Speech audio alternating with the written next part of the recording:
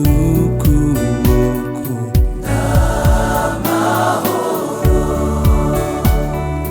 nuhagiwe n'amaraso ngomezwa n'ubuntu bwinshi kandi afashe ukuboko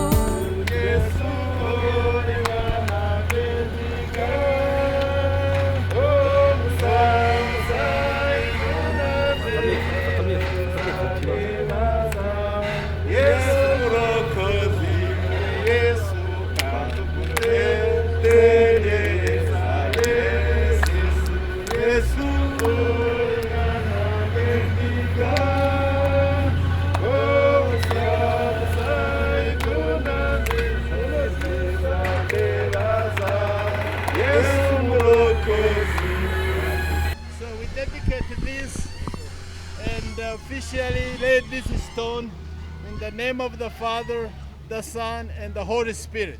Amen. And this place is for the East African Christian University. And so we praise God for His provisions. We thank God for the Drayton Neighbors Family Foundation and their generosity. So Drayton, thank you very much. We thank you for this. To God be the glory. Amen. Iki kibanza kizubakwamwo inzu y'ubucuruzi ishobora kuzanira amafaranga ishuri ryacu rya kaminuza iryo twita East African Christian College. Aha rero ni ukugira ngo dushobore kubaka inyubako ibe yakwinjiza kandi ibyo yinjize bidufasha kugira ngo twubake ishuri ryiza, ishuri rizima, ishuri rifite karite kandi ishuri rwose ryigisha ritanga uburezi buhamye bwiza bushimishije kandi bwubatse igihugu cyacu. Ni ukugira ngo rero tutazava aho ngaho tureberera gusa ku mafaranga umunyeshuri atanze kugira ngo dukore byose, ahubwo ko amafaranga azava aha ngaha hamwe azinjiramwo kugira ngo adushoze ibyo tutagashoboye gukora cyangwa ibindi byose byaba bikeneye bitashobora gukorwa n'amafaranga abanyeshuri batanze kuri Minerval. Cyo kimwe n'ubushobozi bwadushoboza kuba twatanga nk'amafaranga tugafasha abanyeshuri bamwe bamwe badashoboye kuba bashobora kwifasha. Umuntu utageza n'inyubako izaba iri ku rwego. Iyi ni inyubako izaba iri ku rwego rw'ama-etaje 3, hanyuma kandi munsi hakabamo parikingi. Turateganya parikingi y'imodoka ziri hagati ya 65 na 75. Ariko abainjeniyeri bacu bari baratubwira imodoka 73 ko zishobora guparikamwo nta kibazo hasi n'imbere. Ubwo rero tuzagira parikingi iri underground, ariko hejuru tuzaba rero twubatse kugira ngo bishobore kujyamwo, yajyamwo ubucuruzi, yajyamwo amabiro, yajyamwo za clinic, ikintu nk'icyo ngicyo. Uzaza tuzamwakira aduhaye amafaranga kugira ngo dushobore kubona umusaruro w'ibyo twifuza. Nta numwe aramageze ku buryo umuntu araruka ko ubucuruzi. Ni ahantu twarambagije ku buryo tubona yuko hari ubucuruzi, kuko nureba batwegereye. Nureba hariya hirya hari inzu y'ubucuruzi irizamuka, nureba aha ngaha mbere hose bahacururizaga ibintu bitandukanye, nureba hano imbere yacu urabona yuko abantu hariho bacuruza. Nukomeza uyu muhanda urabona yuko ari ahantu hariho hadevelopa vuba cyane, kandi mu by'ukuri ntabwo ari ukureba ibyo gucuruza gusa, ni no kureba ikintu cyakorohereza abaturage bahatuye kugira ngo ibyo bifuza babihabone batavunika. Iyi universite turayishyiraho imbaraga cyane kubera impamvu eshatu. Kimwe, navuga yuko ni ahantu tugiye kurerera abana cyangwa se abanyeshuri bazatanga contribution kubaka igihugu cyacu cy'u Rwanda. Icya kabiri, ni ahantu tubona yuko tuzigishiriza abapastori n'abandi bazakorera itorero kandi bakaryubaka. Ntabwo rero aha ngaha gusa turareba n'ibihugu bitwegereye, turi muri East Africa, nicyo gituma tuyita East African Christian College. Already dufite abanyeshuri bava i Burundi, dufite abanyeshuri bava muri Congo, si benshi, dufite abandi twiteze bazaza bavuye muri Seychelles. Ubu ntibaraba benshi, ariko turizera ko igihe kizagera abo banyeshuri bakaba benshi. Rero turabona yuko ni uburyo bwo kubaka igihugu, ni uburyo iyo tuvuga ngo ni itorero, ariko abo twigisha ni Abanyarwanda, kandi ni itorero riri mu Rwanda, kandi nabo bakristo ni Abanyarwanda. Ubwo rero turabona yuko turiho twubaka igihugu kandi twubaka itorero. Turashima Imana yuko iriho ibidushoboza kandi iriho ituzanira abantu badufasha muri ibyo ngibyo. Usibye si inyubako hari indi muteganya yandi yafasha kaminuza? Already urabizi yuko dufite iyi nyubako, dufite iyindi igiye kurangira hariya hirya imbere y'ibitaro bya Kibagabaga, twita Covenant Building, iri mu nzira irarangira, n'iyi tugiye gutangira. Dufite kandi hariya kuri headquarters, urazi yuko dufite inyubako dusangiye na kaminuza. Ni ukuvuga rero tuzaba dufite inyubako ebyiri zihariye za kaminuza n'indi imwe navuga ebyiri n'igice. Ubwo rero nibwo buryo tubona, hanyuma ibindi Imana izadushoboza bizaba biza. What is the question? Mr. Drayton, your comment about after opening this new building, your comment? Well, this building and another building not too far from here will be part of the endowment of East African Christian College, and we hope that the income created from these two buildings will allow us to build in East African Christian College the best university in East Africa. This is a very beautiful building, and we trust it will be very attractive to the community here in Kigali. I love Rwanda. I started coming here about 20 years ago, and I think it's the closest thing to paradise in all the earth. I wish I lived here. The university is now just 2 years old, and of course COVID has disrupted the opening of the university. But the commitment to the board of directors of the university is that it will be the very best. We're going to do everything we can to offer the highest quality of education in East Africa. Why you work with the Anglican Church of Rwanda? Well, back in the United States, I'm an Episcopalian, which means an Anglican. And so I started working with the Anglican Church up in the Shira Diocese 20 years ago. And then when Archb.Dr.Laurent Mbanda came to Kigali, I said, can I come down here and help? And he said, come on.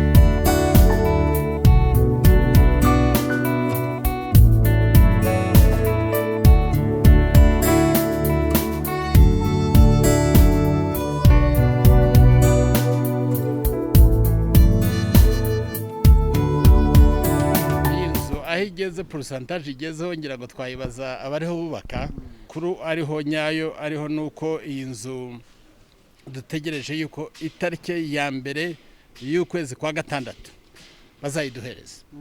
Rero ikigaragara nuko structure cyangwa structure yayo irarangiye. Ngira ngo bariho baragenda bashyiramo ibindi hagati. Ni inzu izaba igizwe n'ama etage ane mu by'ukuri ni umuntu yabivuga gutyo. Uruhande rumwe, urundi ruhande ni etage eshanu, ariko hasi hazaba harimo parking munsi y'inzu. Iyo parking izaba ishobora kujyamo imodoka 50. Hanyuma ku muhanda hazaba hari indi parking ishobora kujyamo imodoka, ishobora kujyaho imodoka zigera kuri 25 cyangwa se 26. Ubwo rero mu magambo make izabe inzu twita yuko yaba iy'ubucuruzi cyangwa se amabiro.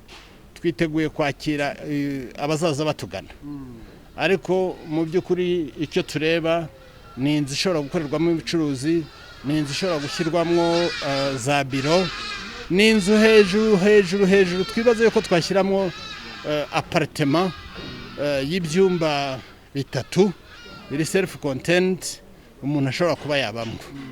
Ni inzu kandi izaba ifite ascenseur cyangwa se elevator ku buryo abantu bashobora kuva muri parking bagakomeza kugera kuri niveau y'inyuma yo hejuru. Iyi rero nimwe muri za nzu nyine tuvuga n'ubundi twifuza yuko yazanira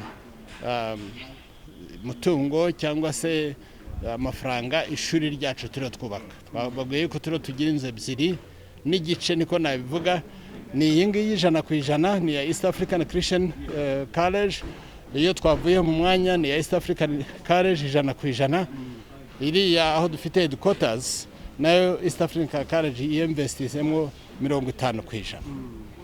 icyo tubona rero no kuvuga biriho birajyana na ya nkingi yacu ya gatanu yo kwigira ishuri ryacu ryigire itorero ryacu ryigire nicyo gituma iyo urebye Trinity Plaza ari aha haruguru niyo gufasha itorero Anglican ni ibiro bikuru ndetse n'itorero ryose iyo rero turabona ko iyo ntego yo kwigira tugenda tuyigiraho kandi bidufasha kuvuga ubutumwa biradufasha kuvuga ubutumwa tumaze kubaka insengero zigera kuri 14 muri diocese ya Gasabo tumaze gutangira diocese missionnaire ya Karongi ejo muri dutangira diocese ya Nyaruguru ubwo rero urumva yuko ivuga butumwa rero ragenda ko kandi turabona amaparuwasi agenda yiyongera n'abakristo bagenda biyongera iyi nyubako ariko ushize muyitangira n'ababishopu yari inyubako ifite nive 3 none twabonye zabaye 5 byagenze bite yari inyubako ifite nive 3 hanyuma tuza kugira igitekerezo cyo gukoresha ubutaka neza kimwe twaratekereje aha hantu hazaba traffic nini none turatekereza washyira noneho akongeraho agashyira parking munsi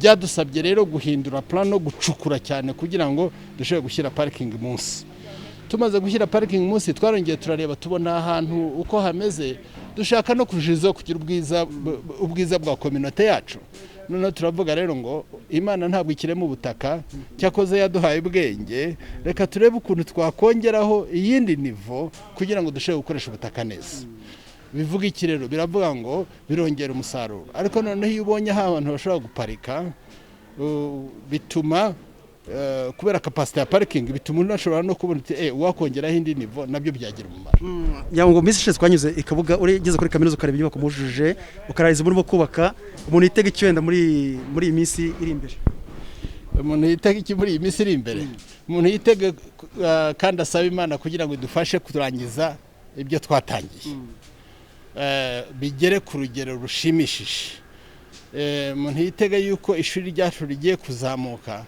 koko rikaba ishuri rishinze imizi rihamye ariko kandi tureba na karite y'imirimo dukora na excellence y'ibyo dukora umuntu yitega yuko bigiye kudufasha kuvuga ubutumwa ibyo rero biriho ikindi kimwe yenda umuntu yakwitega nuko turakora ibingibi ariko dukwiye no kwita ku bapasitore ku bakozi b'Imana dukamije rero no kureba icyo twakora kugira ngo abapasitore bacu nabo babe heza cyo ni ikintu dusengera cyane kuba heza kwitora bivuze yuko dukwiye gushaka uburyo twubaka amazu y'abapasitore ku maparuwasi dufite kugira ngo amaparuwasi ariho aragenda bameza n'inzu y'abapasitore bacu babamo nazo zibihejeje Imana icyubahiro ariko muri mandari y'imyaka 5 hanze y'izi nzu z'abapasitore hari indi mishinga mufitane mushaka kubuti kuko ingi Imana idufasha turacyasenga turacyagendera muri za nkingi zacu 5 kandi izo nkingi ni ngari rwose izo nkingi ni ngari nivuga butumwa no kwigisha no gutangira amashuri n'amarerero y'incuke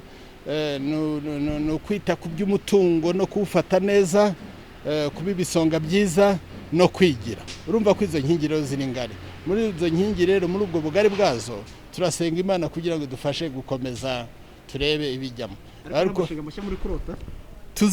kurota ntibihagarara ariko turaba turetse gutangaza ibyo turota ko rimwe na rimwe hari igihe ushaka no gufasha kurotora izo ndoto hari n'igihe ufasha gutekereza neza hari igihe utitanga imbere ngo ejo bundi uvuga ibyo utazashobora.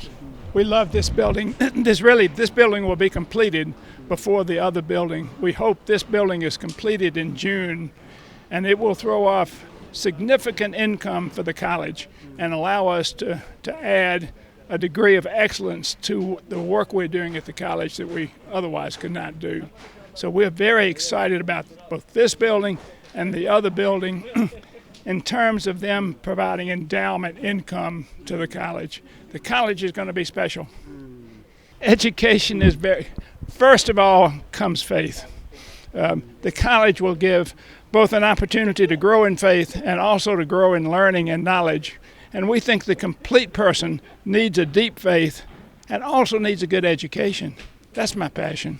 Nitwa Gaparayi Gaspard. Nkaba ndi umuyobozi wungirije ushinzwe ibijyanye n'amasomo n'ubushakashatsi muri kaminuza ya East African Christian College. Kaminuza kuva yemerwa umwaka 2020 yatangiranye umurava mwinshi cyane. Imaze kwemerwa muri icyo gihe nyuma y'amezi 3 gusa. Programme yari yemewe ni theology yahise itangira n'abanyeshuri benshi ugereranije na za kaminuza zindi zishya theology. Urebye n'ubu ngubu aho iyo theology igeze ni ifite abanyeshuri bikubye inshuro 3 kuva igihe yatangiriye mu kwezi kwa 3 k'umwaka ushize. Ni amasomo ari ku rwego rwa bachelor ya theology ariko ni ku rwego rwa postgraduate. Ni kuvuga level 6 niko babyita muri mu ma regulation ya heke cyangwa police. Tumaze rero kubona uburenganzira bwo gukora programme ya theology yaratangiye nkuko nabibabwiye mu kwa 3 k'umwaka ushize 2021. Hanyuma nyuma yaho hari izindi programme zatanzwe nanone zatangiwe rimwe muri heke arizo education, child development, hanyuma na monitoring and evaluation zizakwemerwa nazo nyuma. Nukuvuga ngo umwaka ushize nanone programme zindi ebyiri ziyongeraho zaremewe. Ndetse turanatangira ariko monitoring yo ntiratangira vuba ngo mu kwezi gutaha. Ariko education yaratangiye. Education rero ni diploma imyaka 2. Ariko ni programme ireba imiterere development, child development kuri rwego rwa diploma imyaka 2 gusa. Nayo abana barimo ubungubu barajya muri internship kuko hariho programme twashije naho dufatanya n'abafatanya bikorwa dukurikije amabwiriza ya ministeri. Bari muri premier, abanyeshuri bari muri premier, noneho ministeri yabaduha, hanyuma noneho dufatiraho wa mugani bariga, none ubu bagiye kujya muri internship. Turibaza yuko muri kwezi kwa 5 tuzakora graduation ya mbere, ndetse graduation ikazaba inareba nabo nahoze mvuga muri postgraduate ba theology, kuko nabo bazaba barangije biga umwaka umwe ni level 6, ndetse bashobora kujya no muri masters ariko bakiga yandi masomo nyine yiyongera ku byo bizi, kuko bari ku rwego rwo hejuru n'abantu bafite bachelor muri domaine nyinshi. Nuko ikintu cyizera gikomeye cyane kurusha nababwiye ko twatambukanye imbaduko ikomeye.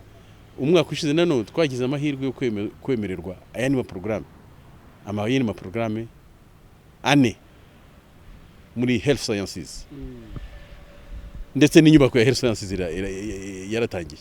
Mushatse kuza kuyireba mwayireba rwose ejo twarayisuye kandi ibikoresho bimwe bitangiye kujyamo. Nuko izo programme nyeruro ni bachelor muri nursing na bachelor muri midwifery, noneho na diploma muri nursing na diploma nanone muri midwifery ni muri faculty ya health sciences.